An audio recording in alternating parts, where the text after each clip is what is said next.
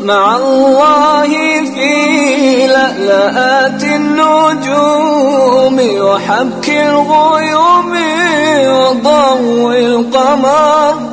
بسم اللہ الرحمن الرحیم نحمدہ ونصلی علی رسولہ الکریم اما بعد. خواتین و حضرات، آپ کی خدمت میں سنہری باتوں کے پروگرام کے ساتھ میں حاضر خدمت ہوں. اس پروگرام کے اندر دین کے بنیادی مسائل کو آپ حضرات کے سامنے بیان کرنے کی کوشش کی جائے گی، اور دین کے بنیادی مسائل میں سے سب سے بڑا مسئلہ نماز ہے. اللہ رب العزت کی ذات نے سب سے زیادہ قرآن مجید میں جس مسئلے کو تاکید سے بیان فرمایا، اپنی توحید اور اپنے حبیب کی رسالت کے بعد، وہ مسئلہ وہ نماز ہے. نماز کے اندر بہت سارے مسائل ہیں.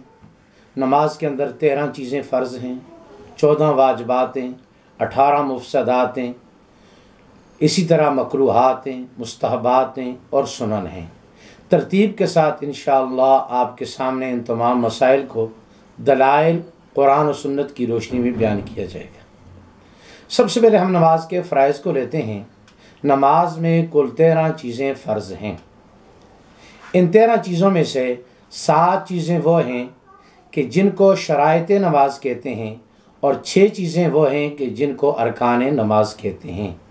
شرائط نماز وہ چیزیں ہیں کہ جن کا نماز سے پہلے ہونا ضروری ہے، اور ارکان نماز ان چیزوں کو کہتے ہیں کہ جن کا نماز کے اندر ہونا ضروری ہے.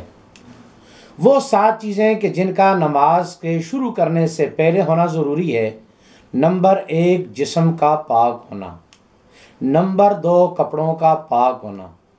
نمبر 3 سطر کا چھپانا. نمبر 4 نیت کا ہونا. نمبر 5 منہ کا قبلے کی طرف ہونا. اور نمبر 6 نماز کا وقت ہونا. اور نمبر 7 جگہ کا پاک ہونا. یہ 7 وہ بنیادی چیزیں ہیں کہ جن کا نماز سے پہلے ہونا ضروری ہے. ان میں سے جو پہلی چیز ہے، سب سے پہلے جسم کا پاک ہونا. جسم کا 2 چیزوں سے پاک ہونا ضروری ہے.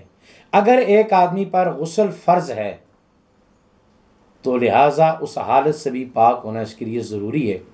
اللہ رب العزت کی ذات قرآن مجید سورۃ مائدہ آیت نمبر 6 کے اندر فرماتے ہیں وَإِن كُنتُمْ جُنُبًا فَطَّهَّرُوا.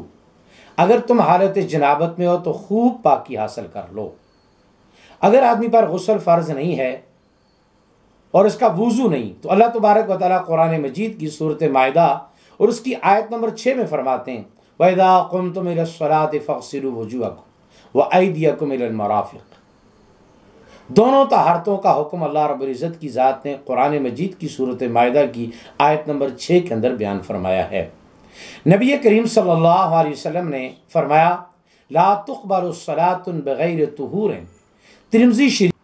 اللہ رب العزت کی ذات قرآن مجید میں فرماتے ہیں وَثِيَابَكَ فَطَهِّرْ.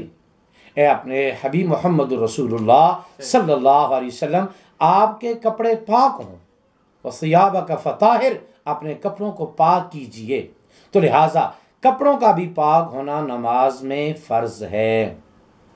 تو بنیادی طور پر آج کی نشست میں 2 فرض آپ کے سامنے عرض کر دیے تفصیل کے ساتھ. نمبر 1 جسم کا پاک ہونا، اور نمبر 2 کپڑوں کا پاک ہونا. باقی جو مسائل ہیں انشاءاللہ وہ اگلی نشست میں آپ کے سامنے عرض کر دیے جائیں گے. آج کی نشست کے لیے اتنا ہی کافی ہے. السلام علیکم ورحمۃ اللہ وبرکاتہ.